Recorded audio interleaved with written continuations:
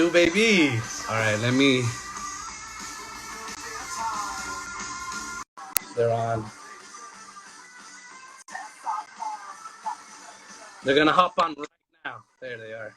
Yo, What it do, baby? What's up, guys? Going on, Jerry? How you doing? Chilling, man. How are you guys? good. Thank you, man. Thank you guys. No, thank you guys for taking the time to do this, man. I really appreciate it. You guys are awesome. All right. So, I guess let's get started, man. So, introduce yourself to the people. Sure, I'm Luis Navarro, and I play guitar and I sing for Twin Tribes.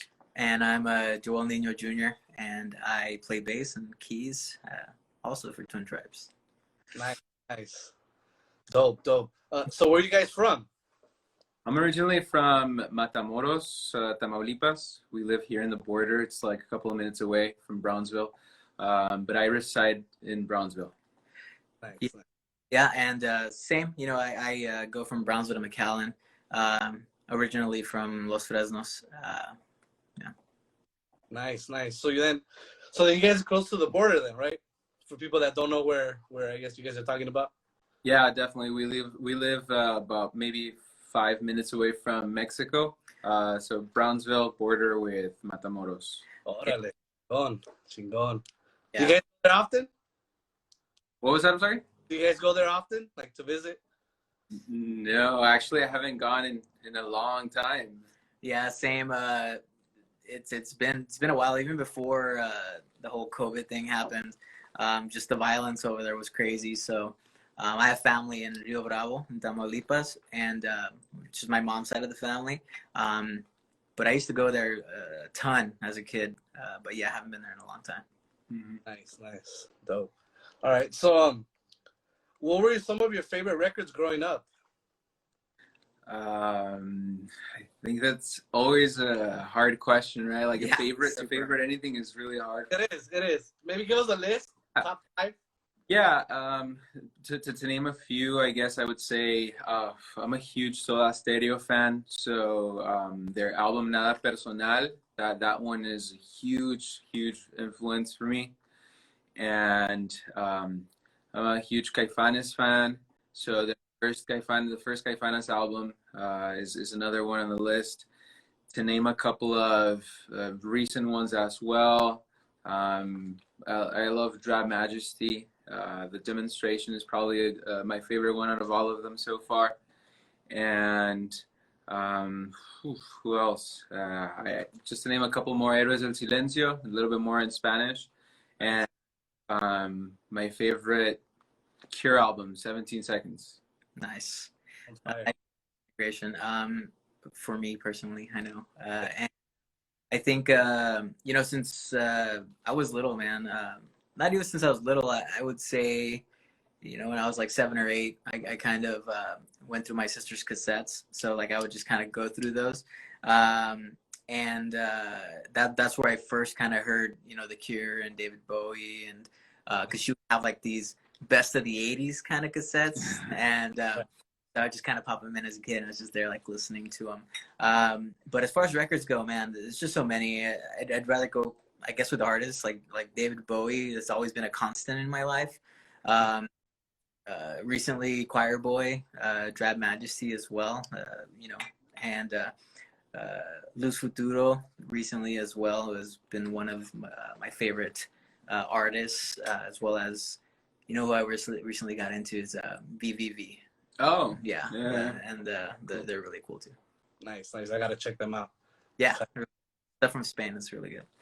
All right, cool. So then, how did you guys get into playing your instruments? Like, what inspired you guys to start playing your instruments? For me, it was Kiss, the band Kiss. Awesome. I'm a huge Kiss fan too, and my dad actually introduced me to Kiss, which opened like a bunch of other doors for different rock bands. But to me, it was Kiss. I was maybe like in 6th grade. There was an old acoustic with no strings in the house, and I told my dad I wanted to learn how to play, and he told me just get some strings, and then we started. So that's kind of like how I started learning how to play guitar. For me, I mean, I started in middle school, I guess. I was in the band, and I kind of I played tuba, so I started off with that, and you know, like in I want to say seventh grade, you know, the jazz band, like the second jazz band teacher's like, hey, you play tuba and you're pretty good. Here's a book for bass guitar. Learn it. You're in the jazz band now. So that's how I learned bass. You know, just I looked at the book and, you know, I kind of just taught myself with the book. I started playing off wrong. I would just play with like my thumb, just like a pick, you know. And, thumb was all nasty. Yeah, I was all busted open. Yeah. But I managed, right, until, you know, I eventually picked up a pick and I started using a pick. But that's how I was. You know, I did that from, you know, seventh grade all the way into maybe sixth grade. From sixth grade all the way into maybe 1 year in college, where I was in like the college symphony. So that's really how my love of music and how I kind of picked up the bass guitar. That's how it all started for me. Nice, nice. What about the synth, right? Is that both you guys that play it, or is it just you? Yeah. Right? For the synth, it's actually funny. I was taking a basic piano course in college, and I was invited to play with Joel's band a long time ago, years ago, and I actually started playing synth in that band. And it's just very basic. I still feel that I'm very limited. I'm probably a little bit better in guitar, but I kind of just was introduced to synth that way, and it's still a learning process for me because I love vintage gear. So it's always like, you know, I'm still constantly learning, and that's kind of how I got into playing synth. Yeah, I would kind of like dabble in it. I have like, you know, one of these little pianos that you get from like beginner pianos. Right. So I never formally learned it, but I kind of like picked up on certain notes and certain patterns, certain ways to play. I'm by no means a talented synth player, but yeah, I get by. Right. Okay. So tell us about some of you guys' early projects before you guys became Twin Tribes. Before Twin Tribes, is this before emo? No, How far back? Before Twin Tribes, I guess. Are we talking about Nirvana cover band? Yeah, I mean, if you were in one, yeah, why not? I think I started playing with bands maybe when I was like 15, and like that very first band was just basically Nirvana covers, and that was the first time I had ever played with a drummer and a bassist. Like that's the first time I made music, you know, with someone, and I had like a huge smile that I couldn't like let go. I was just like, what? But then after that, you know, I went through a couple of projects. I played for like a screamo band back in Mexico. I played in an indie band with Joel, like around for a while. I played there for a while. Joel played there longer. I think I joined them like in 2009, maybe. Fuck. World. But yeah, the same thing. I mean, that's how really a lot of people kind of get started, right? You try to learn a cover. Yeah. It's kind of like that Smoke on the Water, like bow, bow, bow, bow. So, but yeah, you know, I did a cover band for, you know, just between friends, and that's how you kind of started as a band. And from there into same thing. It was like a screamo hardcore band kind of thing, in the vein of like Under Oath and like who else, like Used and stuff like that. And from there, yeah, indie band and so yeah, and of course just jazz band and symphonic band, all that cool stuff. Nice, nice. So then you guys already had played before. You guys did Twin Tribes. Yeah, we had played, and in that previous band we had played, I think there was tour as well, a small one.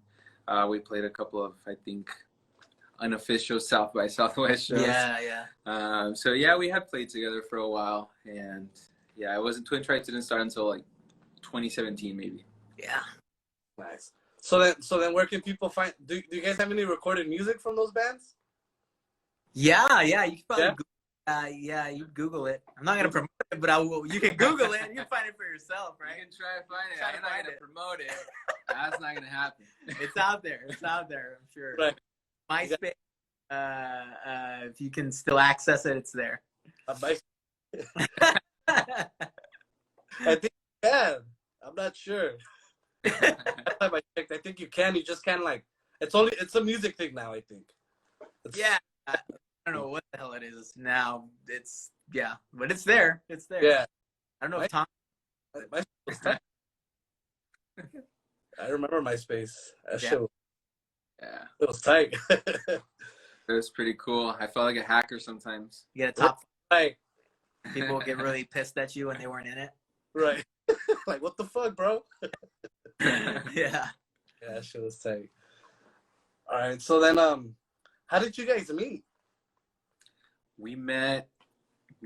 Well, it was at the time where I think I had just finished one of those like screamo projects, and I had met Joel's drummer.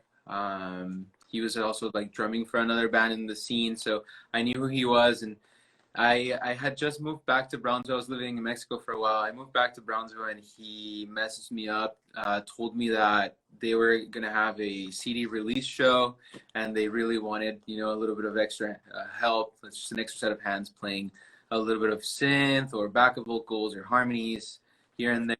But I wasn't doing anything at the time, so yeah, I liked their music. I said yes, and that's when I really got to know Joel and the rest of the guys. So that was like 2009. Yeah. Oof. Damn. It's been a while. Even though it feels like it was just yesterday, but Yeah, no shit. Yeah. Yeah. all right, man. So then, how did Twin Tribe start? Twin Tribe started in the summer of 2017. So I think we officially started calling it Twin Tribes like in June or July when we first started the Instagram. But a little bit before that, I had started drafting up some demos, and it was basically me listening to a lot of The Cure and Depeche Mode for a while, and I had never made post-punk music before, so I just wanted to experiment. I have always been a fan of this music since I was younger, so I was like, okay, you know, I wanted to drop some things out, and I think we were on our way to South by Southwest with that previous band, and I showed Joel the demos that I had made, and he liked them. He liked them, and I knew that I didn't want to do the project by myself.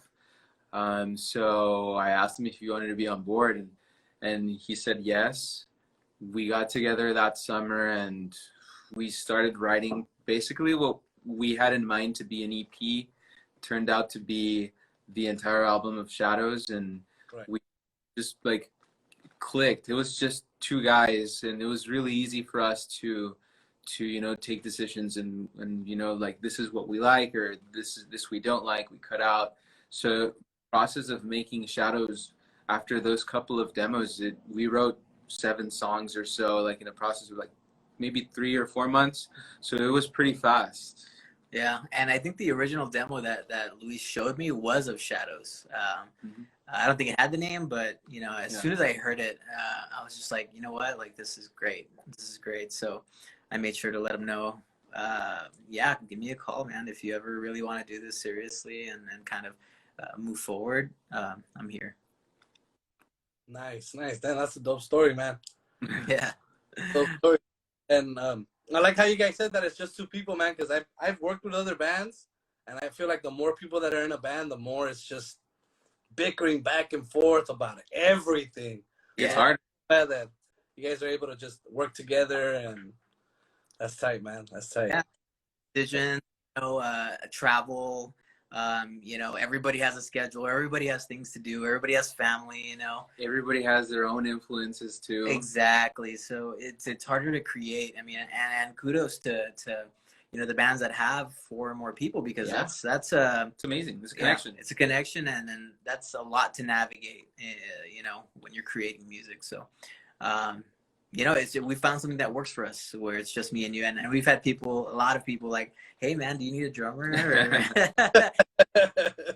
Like, well, yeah, it's just works so well, just me and him. And it's just so natural and it feels right when we're writing. And yeah, it's just something that we feel it's a connection for sure. That's tight. That's tight. So then, your album after Shadows is, I believe, Ceremony, right? Yeah. Correct. Yeah. Nice, that one. You know what? When I was going through the questions, I was gonna ask, you know what? When is your new album coming out? But that album just came out. And people are still asking for new music. It just came out. Right. That's like I was thinking to myself, I'm like, no, they just put this album out. Like, you know, Yeah. I guess because people didn't really get to see you guys on tour. You know, where's the new music at? But the new music's there. Yeah. I mean, we released Ceremony in December 13th. December 30th, 2019. Yeah. Right. And so we really only got to tour behind it a month or two. If you could even call it a tour. We played three shows. We played an East Coast tour. That we did. Yeah, that's right. But then after that, we played maybe like 3 California shows. That's right. So we really didn't get a chance to push it and tour behind it like we did with Shadows. Like Shadows, as soon as it came out, you know, we were grinding. We were like, you know, West Coast, East Coast, like Midwest, like whatever, like wherever we could play, we went. And then we didn't have to do that with Ceremonies. So, you know, that's our goal for the end of this year. Hopefully, you know, fingers crossed, is that we're going to get to tour behind Ceremony extensively and, you know, get people to hear it live, you know. A lot of the songs on Ceremony we haven't played live for anybody except for like our live streams maybe. Right. Yeah, man, I can't wait to hear that live, man. It's gonna be tight. So then, I guess, what song are you guys most excited to play off that album? I think that I'm excited for playing the last track, a slow song, Shrine. Nice. It's a song that I think sometimes when we write a song, we know, oh, this is probably like, you know, like going to be a little bit harder to play live, or maybe it's not going to be an appropriate song to play at a certain venue. But I think that Shrine is this track that I'm excited for. I love playing Heart and Feather live. It's really cool just playing that one. But if I'm looking forward to one, it'd be probably 7. I just always have fun playing that. It's a great bass line, if I do say so myself. But it's fun to play, and that's what it's about, right? That's why you want to play music. You want to connect with the audience, and yeah, that would be the one. And both of those are great songs. Every song off that album is fire. Thank you, man. Thank you. All right. So I guess, what has been your favorite band to open for? You want to take that one? No, you start. Okay, I think not. You know, everyone that we've played with has been amazing, but I think that just you know, my point of view right now is it was great to open for She Passed Away, because that was also I think that was the first time that we have experienced a sold out show, like a sold out Echoplex, or also the first show that was sold out, I want to say, was maybe in San Diego, and that was at the Brick Bike? Yeah, and Charlie? Yeah, shout out to Charlie and Jose, man. Shout out to Charlie and Jose. On here, what's up, guys? I love those guys, man. Those guys are dope. Yeah, and you know, after they invited us, you know, Part-Time Punks was like, well, let's have you guys over here too. So we all nice. Yeah. And I think besides those, because that was really good. I think you know, opening for anybody, I'm like torn between Clan of Zymox and there was one that we opened for actors. We did a couple of shows where we opened for actors, and those shows were dope because the lineup was loaded. It was like actors, it was Crew Lies, Boot Blacks, us, right? And then actually we played in San Diego with that same lineup. That was our first time playing Space. Yeah, Space.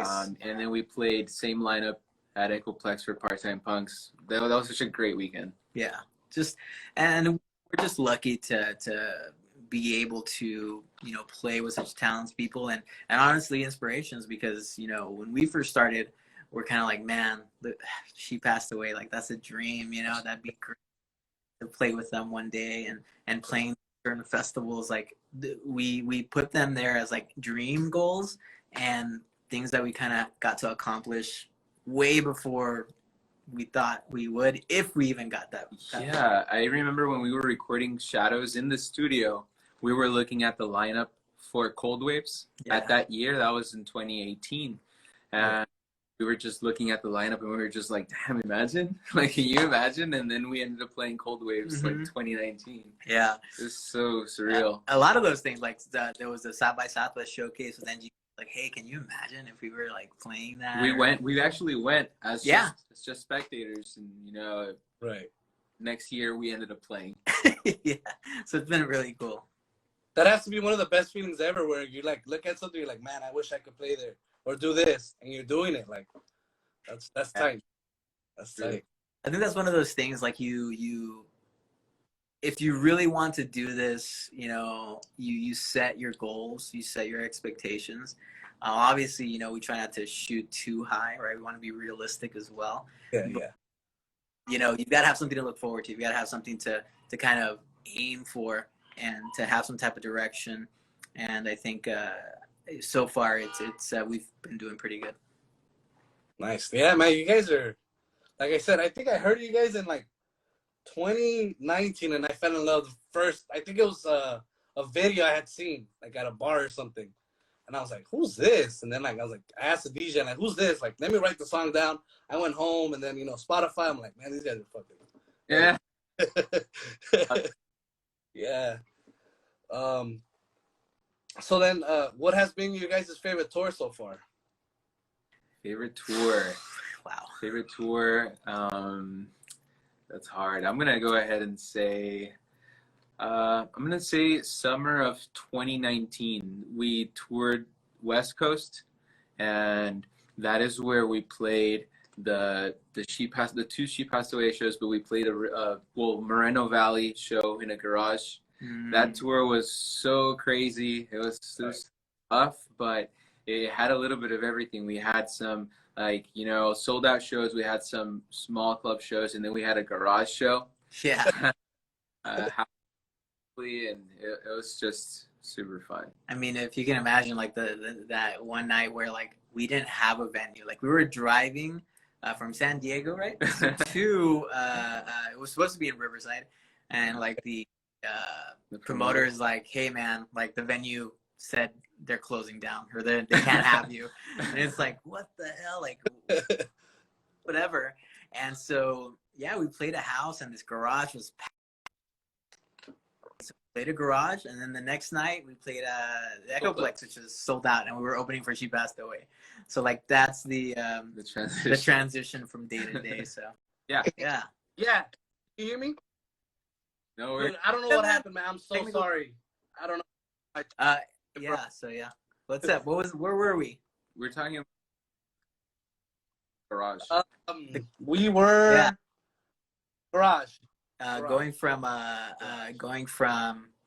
that full garage, like hot, sweating, like people are like right in front of you, like just packed, probably a fire hazard, and then going to the next night where we're opening with She Passed Away, and it's kind of it's sold out, and there's tons of people in the theater, right? So that was a different dynamic of that particular tour. Like that was like in essence 2 days, like that would define that tour. So that was really cool. Nice. That's tight, man. I don't know too many bands that still do man. Like house shows. Fucking lit. Anything goes. The Victoriana. Yes. If any of you guys here in the chat have heard or have never heard, definitely recommend the Victoriana. The Victoriana, so good, so good. Hell yeah. All right, so how did you guys pass the time during this Basically, alcohol. Right. We actually Right. started working on what is our new album, Altars.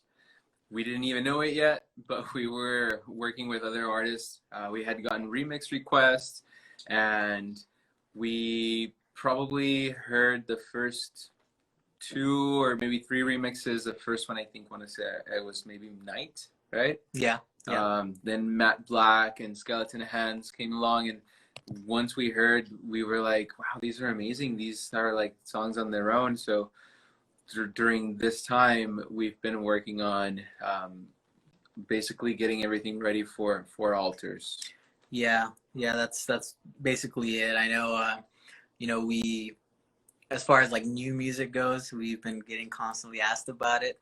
Hopefully in the future, we really wanted to kind of give this album, once we did get it started, we want to give it like the time of day, give it the attention and love that it deserved, in order for it to reach, our fan base and all the fan base of all the people that are associated with this, with the bands, that are on that remix album. So, hopefully in the future, maybe after, this next, hopefully touring schedule that we have, we can start working on new music. But yeah, that's what we've been up to. Nice. Cool. But Lana, we were just talking about, man, you guys, ceremonies, that one's still brand new. Fairly recent. Just... All right. So, that was a good one.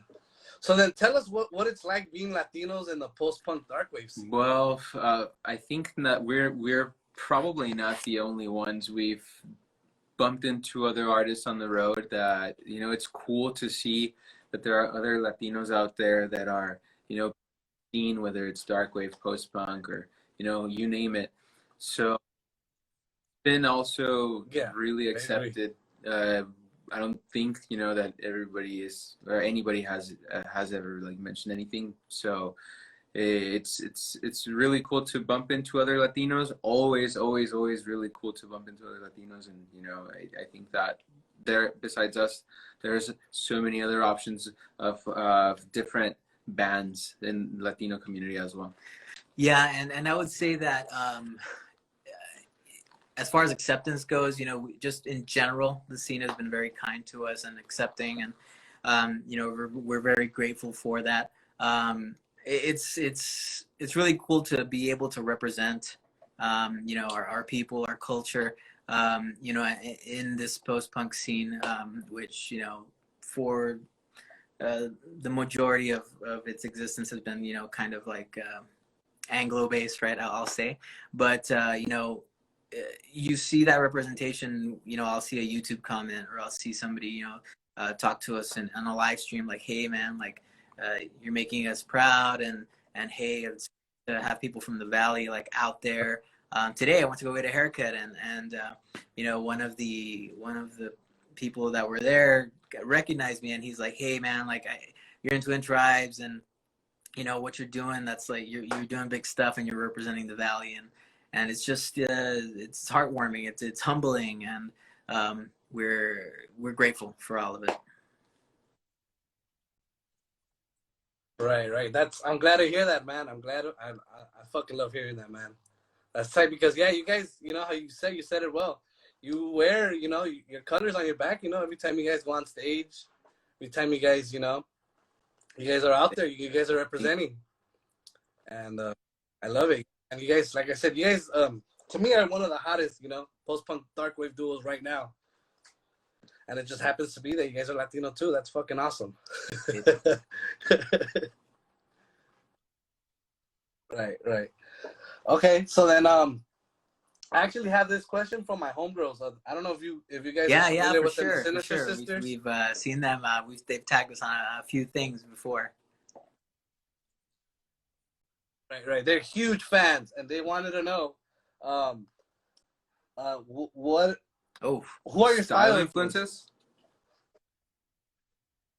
Yeah, like style. One, I have no style. So whoa. If he doesn't have style, I'm like the worst of the styling, man. Yeah. I mean, the girls think you have style, you know.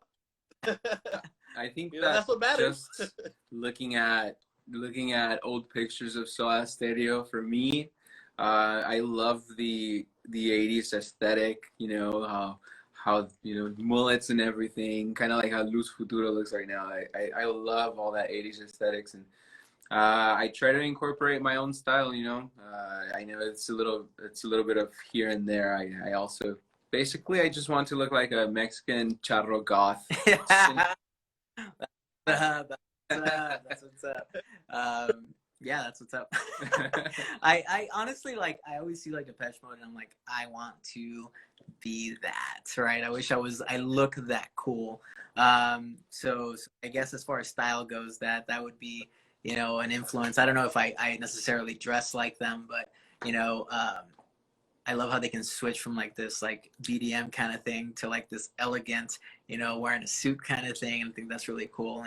And David Bowie, for me, has always been a really big influence as far as style goes, like how he's sort of a chameleon in a way, and he can kind of dress and act as he pleases. And yeah, I love that. I love that kind of attitude. Right. That's tight. They're gonna be happy with that. Actually, they're on right now. What's up, Stacy? I hope you're satisfied with their answer. Oh, also, shiny stuff is really cool.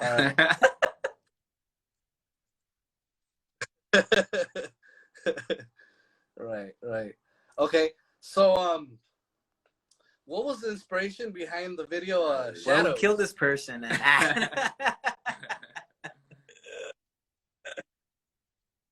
right, because that video to me is a really fucking good video from beginning to end. Everything, the colors, the shots, the story, everything. Thank you. Everything is fire. We owe all of that to our director, John Giorgio. He was actually the one that, you know, he heard the track. He gave us like 3 different scenarios and 3 different storylines. Like, what do you guys want to do? He was the one that got basically everything done. He is the one that, you know, gave us his interpretation of or I guess what inspired him when he heard the tracks, and we really liked the aesthetic that he provided. So that's kind of like how Shadows happened, right? Yeah. You know, again, huge credit to him. We told him, you know, this is what we kind of want as far as like the feel and you know, what was inspired, right? What that song was inspired by. And he kind of went from there, right? We filmed it in what, like 2 days. 2 days we filmed that, like, and it, like, we would come to work and then we'd drive like an hour over there, and, you know, then we'd have to put on makeup and do all that cool stuff and get ready for the set. Not only John Giorgio, like, he had friends helping him, and I think his family helped set up like a lot of the set. So you see, like, you know, fire all around, like those pits. I had done that with his, was it his dad? I want to say, yeah. Something like that, but a family member, and they like kind of set that up, and it was just really cool how it all came together. He did such an amazing job, phenomenal job, and, you know, we'll always be indebted to him because he made us look great, I guess. That looks like a really big production. Like, you guys put some money into it. Like, it looks like you had a whole team to do it. Yeah, it looks really good, Thank man. you. Yeah. All right. So well, I guess you touched on this a little bit, but I guess we could go a little bit more in depth. So then, what are some of your favorite rock in español? Now you're talking my language. Right. I love, besides Soda Stereo and Caifanes that I already mentioned, I love also Héroes del besides Héroes del Silencio, is also another cool band. I love La Unión, also Los Prisioneros. Miguel Mateos is a big one. Vicente Fernandez. Yeah,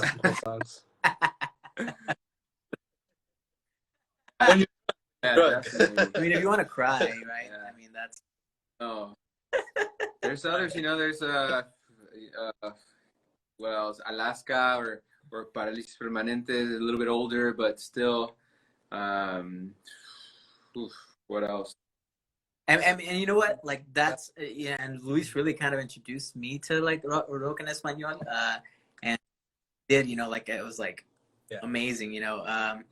I would also like say that currently there's a lot of bands like coming from Spain that are really just in Latin America in general. We've already mentioned a few of them like Luz Futuro, BBB, I think Margarita Quebrada. Who else? There's Depresión Sonora, Depresión Sonora. Hof from Mexico, There's like Frío y Vacío. Frío y Vacío, Stockhausen. Like we could just go on a Diablo Strain from Chile. Like great music is out there, Right. and I feel like a little bit underappreciated. So look it up. Yes, it's in Spanish, but for Great artists, great music, and again that transcends any language. Yeah, exactly. If the music is good, it's gonna be good no matter what language. So I agree. So then, have you guys been to like any rock en español nights or clubs? To be honest, here in South Texas, there really isn't any. So we actually threw our own. We did a rock en español night, and that's the first that I've ever heard of here. Yeah, there are a couple of cover bands, but like listening to a cover band is totally different because some people like they put in their style and they'll solo during the entire 4-minute song, like all. Yeah. So we actually threw a rock en español night here, and it was super fun. It was super good. We threw another one a couple of months later. And we eventually wanted to start throwing some rock en español nights like in San Antonio or Austin, but we didn't really get a chance because of everything that happened. But I would love to go to a rock en español night like in San Diego or LA or somewhere around there for sure. Bro, look, whenever you guys come to LA and if we're open, you guys gotta come down to Club Rocket. We always play rock en español. All the stuff you guys mentioned, we play it all the time. You guys are welcome. I got you guys. Hell yeah, dude. Just come down. Hell yeah. For real. Yeah. We'll hold you to it. Bro, I got you guys. Whenever you guys are coming to LA, September, right? Somewhere around there. Yeah, if we're open, like I said, come down and it'll be fun.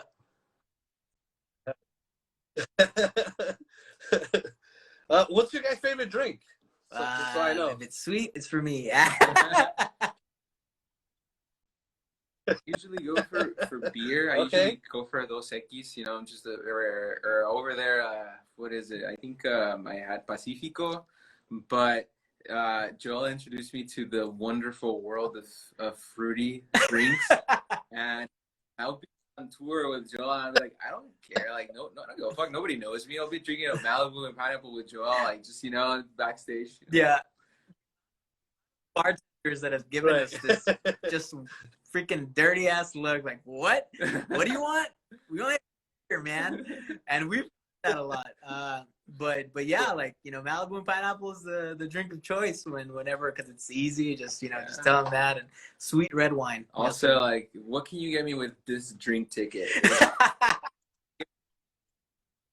Yeah, that's my yes, that's my favorite one. What is the strongest shit I could get with this?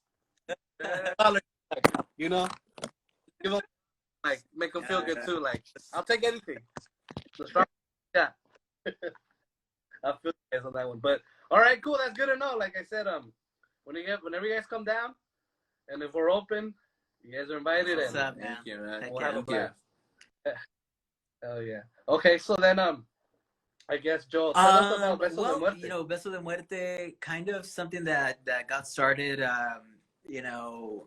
There's a kind of like a chat room where we have with our label Young and Cold Records over there in Germany, and they were looking for someone to kind of like help distribute their music out here in the US, and I kind of like it's always been somewhat of a dream of mine. If I wasn't involved in music as a musician, I wanted to be a part of it in some other aspect, and so I kind of like jumped at that opportunity, and I said, you know what, this is really cool. Like I would love to bring the music that's international here to the US, right? And give it ability and be able to provide that to the U.S. audience, which is a really big audience.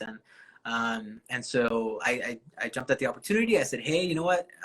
I'll give it a shot. Let me see if I can set it up. And ever since then, I've been really fortunate to work with Young and Cold, and from there, it kind of sprouted other partnerships with She Passed Away. I saw some of their merch, Wave Records, you know, and it's been just a really cool journey. And I'm excited. I get excited just talking about it because there's so many really cool artists that I try to showcase, you know, through our social media channels and all that good stuff. And I eventually even released the cassette for Luz Futuro, and now vinyl with collab with Young and Cold. So, you know, it's been really cool. And hopefully, you know, I'm doing the artists. I'm doing them justice, because, favor. you know, they deserve it. They do. Yeah, I seen a couple of the artists you have, man. Like like I said, that's why I love the internet. You just Google it, you hear the music. So yeah, sure. got some pretty cool artists on your label, man. If you had to pick one song off the Alters album, what would it be? Oh man, I have one. If I had to pick one song, I would go for this. I guess it's a relatively new project called Cult of Alaya, and they remixed, the song Perdidos, and that one already was released as a single. And David actually, he's part of Crew Lies as well, so this is his alternate side project. And when I heard him doing little clips of the song, I thought it was amazing, and to now it's still like one of my favorites. I can't choose because every single track, like the artist, the band, they brought it. Like they gave it their all. Crew Lies, Boot Blacks, Dave Parlay, She Passed Away, Geometric Vision, Ashcode, like just a few of the artists that are on there. And you know, they just got our music and they made it their own.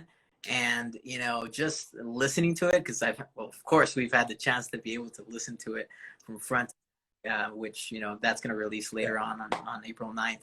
But you know, it's just crazy how it all came together.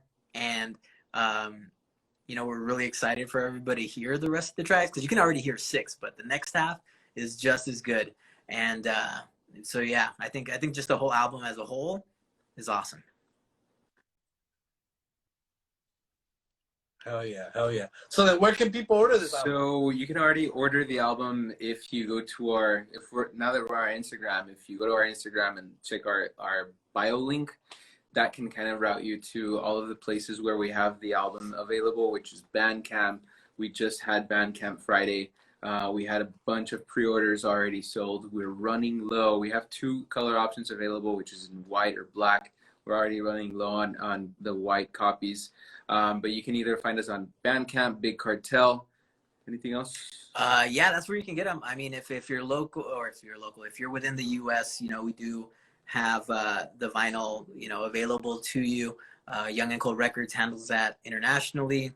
NGP handles CDs here in the U.S. Manic handles CDs internationally. But yeah, you know, again, as Luis mentioned, we have a link on our bio, on our Instagram bio, and that'll route you to wherever you need to go, whatever you're looking for. Right. So make sure you guys buy their stuff, man. They're cool, man. Keep them, you know, keep them doing what they're doing, man. Buy their vinyl, shirts, you know, everything. I was gonna say, come on, listen to Jerry. Get out of here.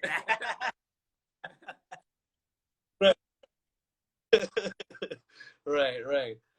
Cool, man. All right. So then, so then we're talking about the rock en español. If you guys like were to do a cover of any like band, who would it be? Working very briefly. We were actually working on a cover of Lobo Hombre en París, but very briefly. Yeah. So who knows? You know, so that would be cool. Also, I remember we were shooting back and forth ideas for a Caifanes cover at some point. Yeah. Obviously from the first album, and I don't know if we. Oh, I think we also talked about possibly a Soda Stereo cover.